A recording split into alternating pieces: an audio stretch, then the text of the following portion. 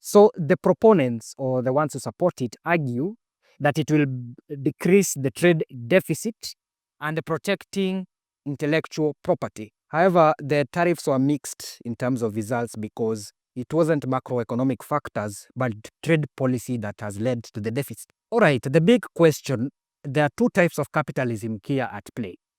Let's call it type of capitalism. There is capitalism and there is state-controlled capitalism.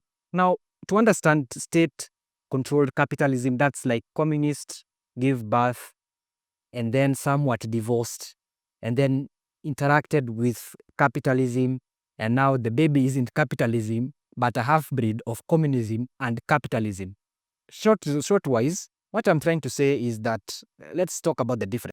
Now, state capitalism is more of communism than capitalism itself. So it's a system where the state owns all means or a significant portion of means of production through state-owned enterprises, while capitalism emphasizes on private ownership of the things that are being used in day-to-day businesses.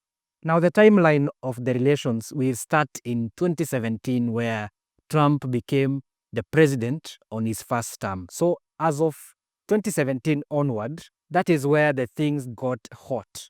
So trade advisor Peter Navarro believed that China was cheating.